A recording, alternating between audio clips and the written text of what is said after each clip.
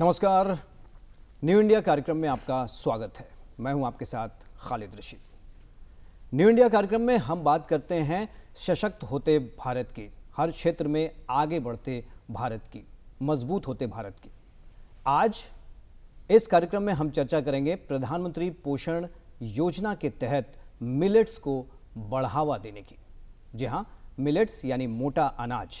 मोटा अनाज कैसे हमारे भोजन में शामिल हो और इसके जो पोषक तत्व हैं वो हमें कैसे फ़ायदा पहुंचाएं, हमारी अर्थव्यवस्था को भी मजबूत बनाएं, इसी पर आज चर्चा के लिए हाजिर हैं खास मेहमान। हमारे साथ संजीव कुमार यादव, सदस्य भारतीय कृषि अनुसंधान परिषद। बहुत बहुत स्वागत है सर आपका।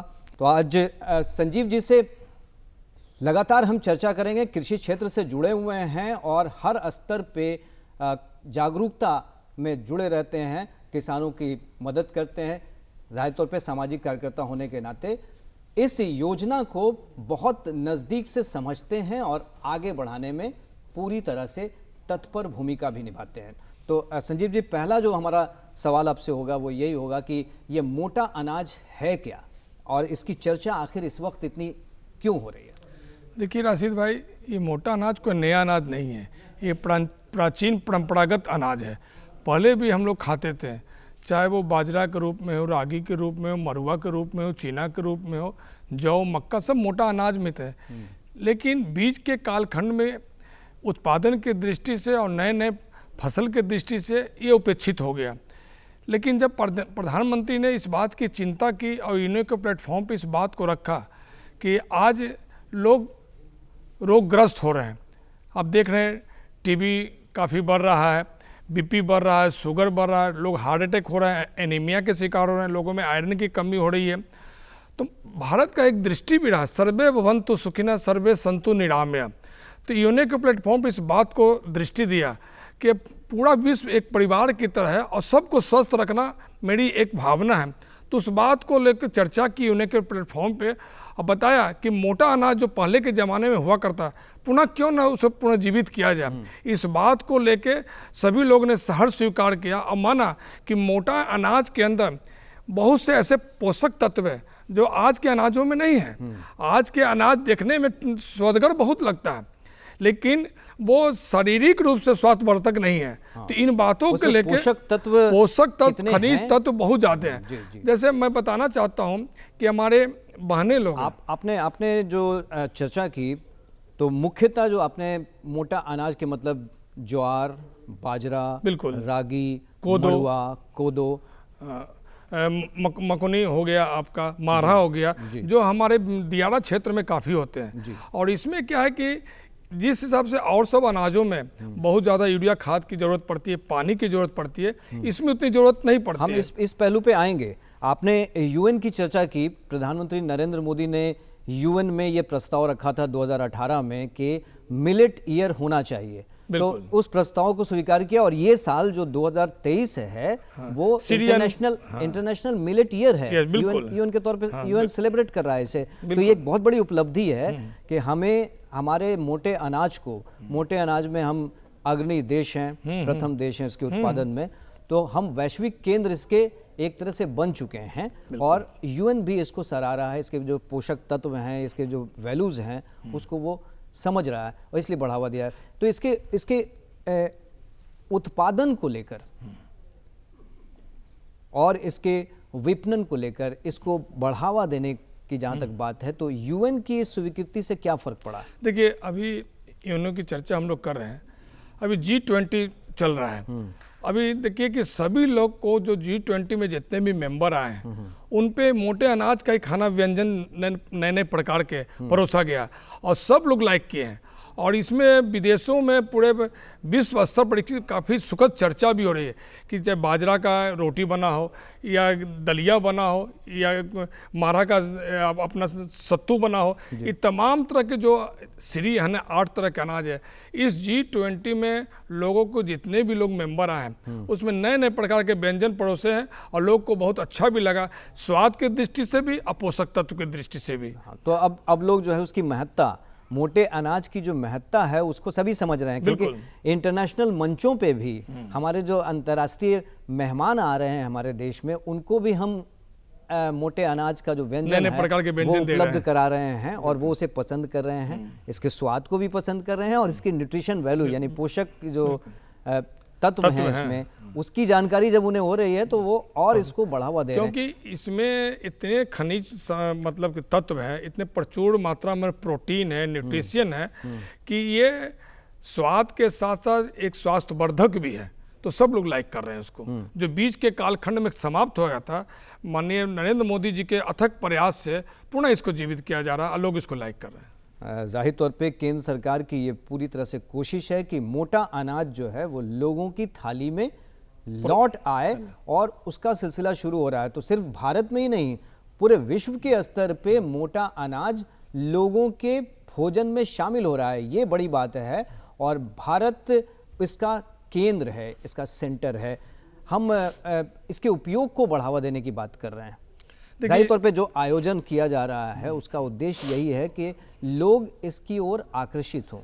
इसके उपयोग क्या बढ़ा है? काफ़ी लाभकारी है। देखिए, 1 फरवरी को जब वित्त बजट पेश किया गया था, निर्मला सीतारमन जी ने पेश की 1 फरवरी को, तो उस समय मोटा अनाज को प्रमोट करने के लिए, चाहे वो प्रोडक्शन हो, चाहे प्रोसेसिंग हो या मार्केटिंग हो या न्यू एंटरप्रेन्योर को खड़ा करने के लिए 20 लाख करोड़ का प्रावधान इसमें लाया गया है। आप बजट की बात करें तो श्री अन्न आप जोड़ दीजिए। हाँ, श्री अन्न की, मैं मोटा अनाज श्री अन्न की बात कर रहा हूँ।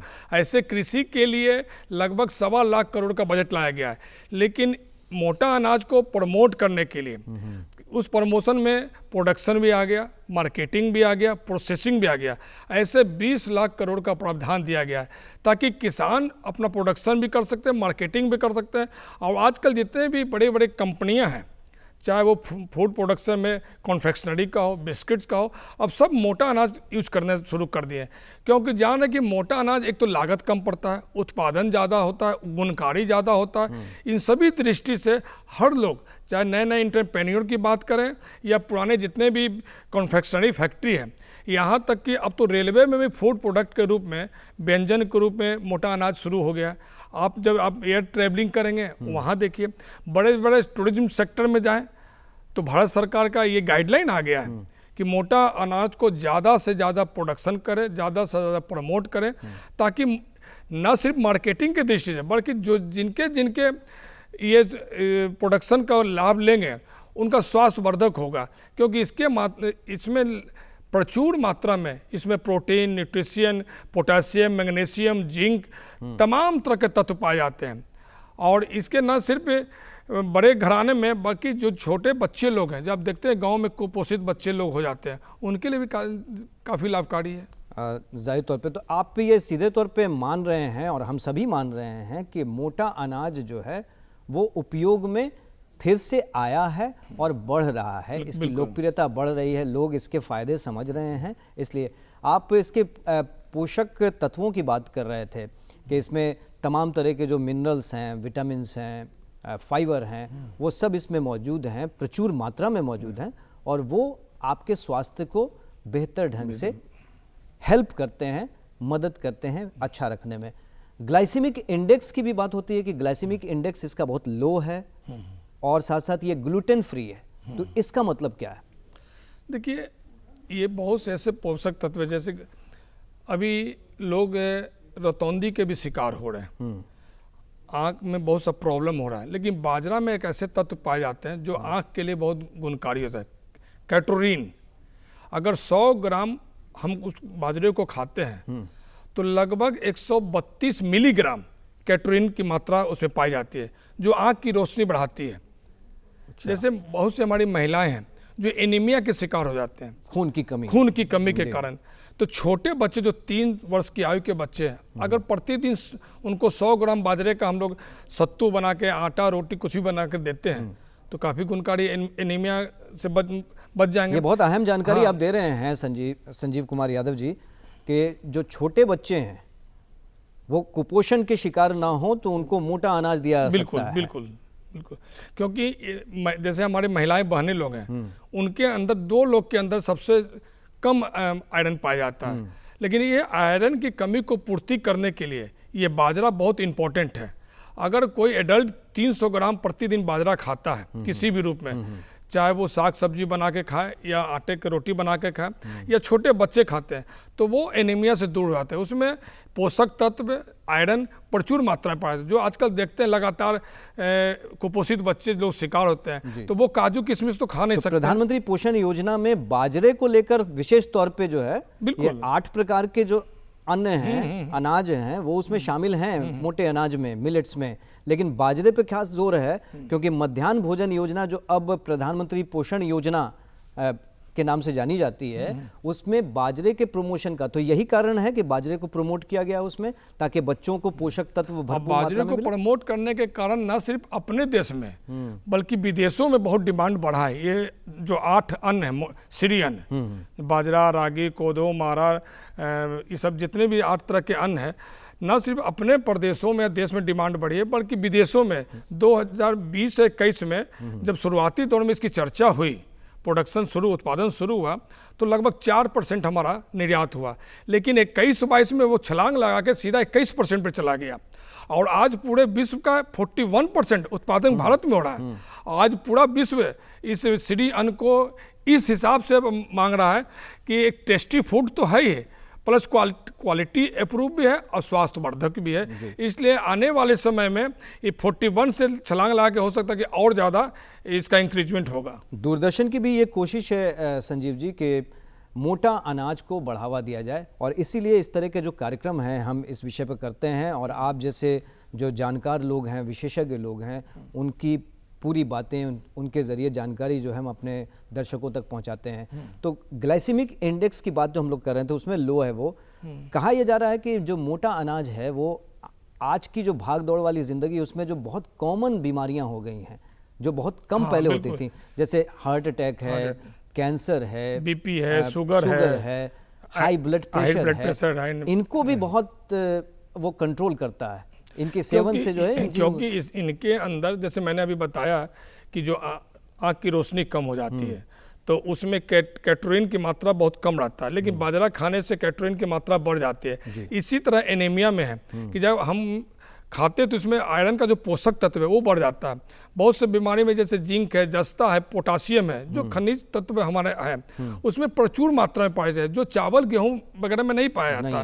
तो इसी चीज़ को लेकर लोग लाइक करना शुरू किए हैं। और यूनेप पे, संयुक्त राष्ट्र संघ पर जब ये चर्चा हुई कि इसमें तमाम तरह के प्रोटीन, न्यूट्रिशन, खनिज तत्व मात्रा में पाए जाते हैं, तो क्यों ना इसको पूरे विश्व पटल पे इसको स्वीकृति प्रदान किया जाए, जिसके कारण है कि इसका निर्यात का भाव भी बढ़ गया है। निश्चित रूप से जब वो सेटिस्फाई हो गए अनुसंधान के बाद, रिसर्च के बाद, ये मोटे अनाजों पर जो उन्होंने अनुसंधान किया, वो भी इस बात से सहमत हुए कि मोटा अनाज उनके भी भोजन का हिस्सा बनना चाहिए, और जो हमारी संस्कृति का हिस्सा रहा है, हमारे भोजन की जो परंपरा है उसका हिस्सा रहा है। बीच में थोड़ी कमी हो गई थी, लेकिन फिर केंद्र सरकार के प्रयासों से ये अब लोगों की थाली में लौटने लगा। तो क्या हम कह सकते हैं कि लोगों की थाली में लौटने लगा? हाँ, बिल्कुल लौटने लगा है। और एक और स्पष्ट कर देना चाहता हूँ राशि जी कि जो 1 फरवरी को बजट पेश हुआ, जो 20 लाख करोड़ का प्रावधान रखा गया किसानों लोग के लिए, उसमें नए नए शोध संस्थान भी खोले जा रहे हैं, नए नए रिसर्च सेंटर भी खोले जा रहे हैं,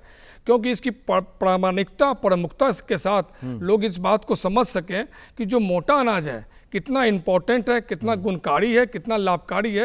ये तमाम बातों के लेके नए नए, अभी हैदराबाद और बंगलौर में पहला ऐसा रिसर्च सेंटर खुलने जा रहा है, जो हमारी परंपरागत जो भोजन है, ये श्री अन्न, मोटा अनाज, लोग को, नए युवा जनरेशन को मालूम होना चाहिए। उनसे ज़रूर ये अपील कर दें कि मोटे अनाज को आप अपने भोजन में ज़रूर शामिल कीजिए, क्योंकि इसके लाभ बहुत सारे हैं। संजीव जी उसकी तरफ इशारा कर रहे हैं, और हम भी लगातार ये बता रहे हैं आपको कि मोटा अनाज हमारे भोजन का हिस्सा होना चाहिए। इससे आप जो तमाम बीमारियां हैं उससे दूर रह सकते हैं, तमाम पोषक तत्व आपको प्रचुर मात्रा में मिल सकते हैं। अगला सवाल इसका, ये तो पोषण की बात हुई, और इसको कुपोषण का शत्रु भी बोला जाता है। मोटे अनाज को कुपोषण का शत्रु कहा जाता है कि कुपोषण का दुश्मन है, मेल न्यूट्रिशन का ये दुश्मन है। तो इसे कैसे स्थापित करेंगे आप? देखिए, इसमें कुपोषण इसलिए बच्चे हमारे होते हैं कि उनको प्रोटीन, न्यूट्रिशन नहीं मिलते। इसमें विटामिन, मोटा अनाज जो भी खाएंगे। हाँ, जिन किसी भी रूप में 8 लें, अन्न की हम बात कर चाहे रहे हैं। दाल के रूप में लें, चाहे उसको रोटी के रूप में लें, दलिया खिचड़ी के रूप में लें, उसमें विटामिन बी, विटामिन सी और कैल्शियम की प्रचुर मात्रा रहता है। यहाँ तक कि B12 भी होता है। तो जितने तरह का जो आप देखते हैं कि टॉनिक लेते हैं, या गरीब आदमी जो ड्राई फ्रूट्स खा नहीं सकता है, काजू किशमिश तो संभव है नहीं, तो ये काजू किशमिश ड्राई फ्रूट से बढ़ के मोटा अनाज है। लेकिन इसमें अवेयरनेस की कमी थी, लोग जान नहीं थे। पहले के हमारे चचा बाबा दादा लोग इसी को खाते थे, हम लोग खाते थे, लेकिन बीच के कालखंड में खत्म हो गया। लेकिन माननीय प्रधानमंत्री का जो दृष्टि गया है कि पूरा विश्व हमारा परिवार के समान है, पूरा विश्व को हम स्वस्थ रखना है, सर्वे भवन्तु सुखिनः सर्वे सन्तु निरामया का जो मूल मंत्र है, उस ध्येय को लेकर चले हैं। और जितने भी कुपोषित बच्चे हैं या एनीमिया से शिकार हमारे माताएं बहनें, निश्चित तौर पे मैं उन्हें एक संदेश भी देना चाहता हूं, उनसे आग्रह भी करना चाहता हूं कि हर थाली में मोटा अनाज का कुछ ना कुछ व्यंजन आप जरूर लें। होना ही चाहिए। तो अब कुपोषण की बात हमने कर ली, स्वास्थ्य की दृष्टि से बात कर ली, लेकिन इसका एक जो महत्वपूर्ण पहलू है वो अर्थव्यवस्था से भी जुड़ा हुआ है कि प्रधानमंत्री ने अगर इसे बढ़ावा देने की कोशिश की है तो लोगों के स्वास्थ्य की चिंता है, वैश्विक स्वास्थ्य की चिंता है सभी की, ताकि सस्ता जो पोषक तत्व है वो लोगों तक पहुंचे, आसानी से पहुंचे, इसलिए इसको बढ़ावा दिया जा रहा है। लेकिन इसके साथ साथ अर्थव्यवस्था को भी मजबूत करना इसका उद्देश्य है। किसानों को इससे कितना फायदा है? आर्थिक रूप से इसका उत्पादन बहुत समृद्ध है। अगर दूसरे अनाजों की बात करते हैं तो हमारा लागत ज़्यादा है, हमारा इनपुट बहुत ज़्यादा, आउटपुट कम है। खाद की दृष्टि से, पानी की दृष्टि से, निकौनी सिंचाई पटवन की दृष्टि से मोटे अनाज में कम है। उसकी तुलना में इसमें लागत भी कम है, हमारा खाद भी कम मात्रा में लगता है, पानी भी कम लगता है, और सबसे बड़ी बात है कि इस उत्पादन फसल में हमारा निकौनी सिंचाई पटवन जो है मेंटेनेंस फ्री एक तरह से है। तो एक तो हमारा इनपुट कम है, आउटपुट ज़्यादा है। यानी आप ये कहना चाह रहे हैं कि इन फसलों को जब हम बोते हैं, लगाते हैं, इसकी रोपनी करते हैं या बोते हैं, निकौनी करते हैं, पटवन करते हैं, इसके जितने भी इससे जुड़े कृषि की प्रक्रिया है उसमें कम से कम खर्चा है, बिल्कुल, और मेंटेनेंस भी नहीं है। यानी आपको उसकी चिंता नहीं करनी है कि उसमें खाद डालना है। और एक अच्छी बात क्या है, पानी की भी बहुत कम जरूरत पड़ती है। पानी की कम जरूरत पड़ती है। अब पहले के किसान डरते थे कि हम अगर उत्पादन करेंगे तो बिकेगा कहाँ, लेकिन आज तो हर लोग लेने को तैयार है। बड़े बड़े जितने कॉन्फेक्शनरी फैक्ट्री है, चाहे रेलवे है, चाहे एयरवेज है, सब लोग आजकल ये अपने थाली में इसको शोभा बढ़ा रहे हैं। तो इसलिए हम तो कहेंगे कि ये वित्तीय दृष्टि से भी बहुत स्ट्रॉन्ग हो गया है, और तभी तो आज एक पूरे विश्व का सबसे ज़्यादा उत्पादन का केंद्र भारत, 41% अकेले भारत उपजा रहा है, और इसका निर्यात भी डिमांड काफ़ी बढ़ता चला जा रहा है।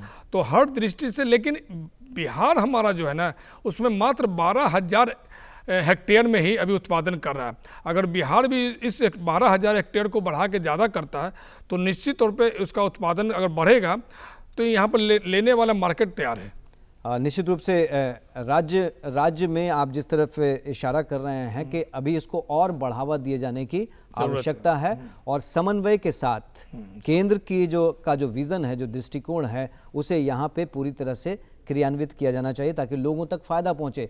किसान को आप किसान और किसानी से पूरी तरह से जुड़े रहे हैं और उनके बीच में काम भी करते रहे हैं, तो आप ये बताइए कि इनका कोई निर्धारित समय है? फसल चक्र में इसका क्या फ़ायदा होता है? मिट्टी की उर्वरा शक्ति को कैसे मदद करता है? और साथ साथ जो इसका फसल हम लोग लेते हैं उसके विपणन के प्रबंधन के लिए क्या कुछ किया गया?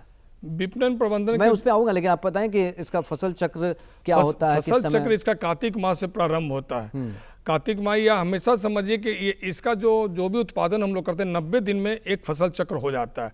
अभी जैसे बरसात का दिन है, अभी रबी फसल का हम लोग बो सकते हैं, मोटा अनाज बो सकते हैं। 4 महीने के बाद फिर कार्तिक महीना जो नवंबर दिसंबर आता है, वो फिर नए उसके फसल बोते हैं। तो ये अनवरत जो है 3 महीना 90 दिन पे इसका फसल चक्र चलता था। कभी रबी का है, कभी तिलहन है, कभी दलहन है, कभी बाजरा है, कभी रागी है। इस तरह से अनवरत ये इसका फसल होता ये जो हमारा रेगुलर फसल चक्र है, रबी फसलों का या तिलहन है, दलहन है, बाजरा है, रागी खरीफ है, फसलों का जो समय होता है उसमें ये किसी तरह से बाधा तो नहीं बनते हैं? नहीं, कोई बाधा नहीं है। और जो खाली समय होता है उसमें हम इसको लगा सकते हैं, इसमें लगा सकते हैं। यहाँ तक कि हम लोग साग सब्जी का भी जो हम लोग का खेती है उसके किनारे मेड़ पर भी लगा सकते हैं। अब मक्के का खेती मान ली करते हैं, मक्का भी मोटा अनाज में आता है। जो बचपन में हम लोग बार्ली पीते थे, जिसको जई बोलते हैं, जो आजकल ओट्स बोलते हैं, ओट्स बहुत घरों में प्रचलन हो गया है। जौ कम जानते हैं, जई कम जानते हैं, ओट्स ज़्यादा जानते हैं। जो बार्ली के रूप में हम लोग बचपन में पिया करते थे, उसको मेड़ पर लगा सकते हैं और किनारे किनारे साग सब्जी भी लगा सकते हैं। तो इसको इंटीग्रेटेड खेती बोलते हैं, समेकित खेती, जो हम लोग साग सब्जी भी कर सकते हैं और किनारे में मेड़ पर पेड़ लगाने की जो परंपरा है, इस तरह का फसल भी हम लोग लगा सकते हैं। तो दोनों तरह से लाभकारी हमारा होगा। तो पूरी तरह से आप लाभ उठा सकते हैं, यानी खरीफ का जब मौसम हो तो खरीफ फसलें तो लगानी ही है, रबी का जब मौसम हो तो रबी फसलें तो लगानी ही है, उनका उत्पादन लेना ही है।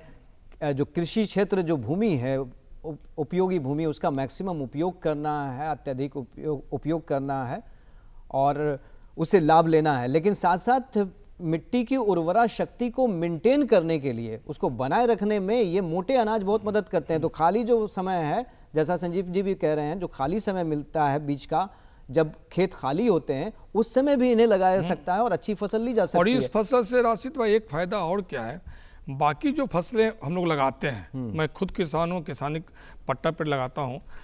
बाकी फसलें में हमारा क्या कि प्रचुर मात्रा में खाद का, यूरिया खाद का उपयोग होता है। उस यूरिया खाद से क्या है कि हमारे मिट्टी की क्षय होती है, मिट्टी की गुणवत्ता समाप्त हो जाती है, हमारा फसल भी जो जितना लाभकारी गुणकारी होना चाहिए वो नहीं होता है। और जो खाद से निकला हुआ जो गैस है, वो वायुमंडल को कहीं ना कहीं प्रदूषित कर रहा है। वो ना सिर्फ वायुमंडल प्रदूषित हो रहा है, बल्कि किसान भी हमारे रोगी हो रहे हैं। तो इन सब चीज़ों से बचने के लिए जो माननीय प्रधानमंत्री का जो दृष्टि आया है, पूरे विश्व के पटल पर यूएनओ पे रखा है कि ये मोटा अनाज से स्वास्थ्यवर्धक भी तो होगा, प्लस वायुमंडल संरक्षित भी होगा। तो माननीय प्रधानमंत्री ने कहा कि न सिर्फ हम उत्पादन बढ़ाएंगे, बल्कि हम किसानों को भी हम स्वस्थ रखेंगे, उनको भी निरोग बनाएंगे और वायुमंडल को भी संरक्षित रहेंगे। ये हर दृष्टि से जो है अपना मोटा अनाज जो है संबल भी है, सुदृढ़ भी है, लाभकारी भी है, गुणकारी भी है। किसी एक प्रांत की बात करना बहुत ये नहीं, ये तो हमारी सभी की समस्या है। हमारा स्वास्थ्य जो है, पूरे भारत के लोग स्वस्थ रहे हैं, पूरे विश्व के लोग, विजन प्रधानमंत्री का तो ये कि पूरे विश्व के लोग स्वस्थ रहे हैं, इसलिए मोटे अनाज को बढ़ावा दिया जा रहा है। हम इसके जागरूकता के पहलू पे बात कर लेते हैं। जो जागरूकता इसके लिए बहुत ज़रूरी है कि इसका उपयोग और बढ़े, लोगों तक पहुँचे। स्वाद जो है वो किसी भी मामले में ये जो नहीं, बहुत अच्छा प्रश्न आप किए हैं। ये जागरूकता कम के नहीं लिए है। हाँ। जागरूकता के लिए क्या हो रहा है? तो जिस हिसाब से अभी शुरुआती दौर में मोटे अनाज काफ़ी चर्चा में आई है और थाली में दिखने लगा है व्यंजन के रूप में, उस हिसाब से गांव देहात में भी जागरूकता की अभी कमी है। एक अवेयरनेस चाहिए, चाहे किसी भी चौपाल के माध्यम से हो, चाहे प्रभात फेरी निकाल के हो, या किसानों को ये बताया जाए, सुनिश्चित किया जाए कि जो आप उत्पादन करेंगे निश्चित तौर पे वो आपकी बिक्री कर ली जाएगी। जैसे और सब अनाज की बिक्री होती है, तो कुछ हमारे आज भी सशंकित है हमारे किसान लोग कि हम बाजरा, रागी, कोदो, मक्का, चीना उपजा लेंगे तो क्या सरकार लेगी कि नहीं। तो इन बातों की भी सरकार चिंता करिए कि जो भी उत्पादन होगा सरकार भी खरीदेगी और धीरे धीरे जो मार्केट, प्राइवेट मार्केट है, वो तो खरीदने को तैयार है। तो हर दृष्टि से इसका जागरूकता पे चर्चा शुरू हो गई है। चौपाल लगाना भी हम लोग शुरू कर रहे हैं और गांव-गांव, प्रखंड में लोगों को अवेयर भी कर रहे हैं। हाँ, जागरूकता की हम लोग अगर बात कर रहे हैं तो सेमिनार के माध्यम से, सम्मेलन के माध्यम से, चौपाल के माध्यम से, गोष्ठियों के माध्यम से, इसके अलावा मेले के माध्यम से, जो कृषि मेला होता है उसके माध्यम से इसे प्रचारित और प्रसारित किया जा रहा है। और प्रयास तो ये भी है कि हमारी संसद की जो कैंटीन है उसकी मेनू में ये मोटा अनाज शामिल हो गया है। अभी G20 की जो अध्यक्षता भारत कर रहा है, G20 के अलग अलग समूहों की जो बैठकें हो रही हैं, अभी पिछले दिनों पटना में भी उससे जुड़े श्रमिक समूह की बैठक हुई, कश्मीर में भी किया गया, उसमें भी मोटे अनाज के व्यंजन उपलब्ध कराए गए लोगों को और मेहमानों को वो पसंद भी आ रहे हैं क्योंकि ये स्वास्थ्यकारी हैं। ऐसे और क्या प्रयास हो रहे हैं? इसके लिए और भी जितने भी सेमिनार वगैरह की आपने चर्चा की, सिर्फ G20 में नहीं, अभी जितने भी किसी भी तरह का सेमिनार हो रहा है, अधिवेशन हो रहा है, अभी ICR में ही बैठक हुई थी हम लोग के लगभग मार्च में। तो हम लोग के ICR कृषि मंत्रालय में भी, वहाँ पे भी जितने तरह का व्यंजन लगाए गए थे काउंटर पे, लगभग मोटे अनाज को ही प्रस्तुत किया गया था। तो अब लोग काफ़ी धीरे धीरे जागरूक हो रहे हैं कि भाई कहीं पर भी कोई गेस्ट भी हमारे आ रहे हैं, चाहे गेस्ट हमारे सरकारी दृष्टि से हो या होमली दृष्टि से हो, हर लोग चाहते कुछ न कुछ थाली में मोटे अनाज का एक व्यंजन प्रस्तुत करें। और किसानों के बीच में आपने चर्चा किया कि संगोष्ठी के माध्यम से, परिचर्चा के माध्यम से, चौपाल के माध्यम से उसको बढ़ाने की और आवश्यकता है। आवश्यकता है। बहुत बहुत शुक्रिया इतनी खास बातचीत करने के लिए। संजीव कुमार यादव, सदस्य भारतीय कृषि अनुसंधान परिषद, हमारे साथ जुड़े रहे हो, इतनी खास बातचीत की। तो मोटा अनाज वास्तव में मोटा नहीं है, ये बहुत गुणकारी है, आपके स्वास्थ्य के लिए बहुत ही आवश्यक है। तो हर थाली में मोटे अनाज का व्यंजन ज़रूर होना चाहिए, ये संदेश हम देना चाहते हैं और केंद्र की जो योजना है वो भी यही संदेश दे रही है। आज न्यू इंडिया के इस कार्यक्रम में इस वक्त इतना ही। अगले कार्यक्रम में किसी नए विषय के साथ आपके सामने हाजिर होंगे, तब तक इजाज़त दीजिए। नमस्कार।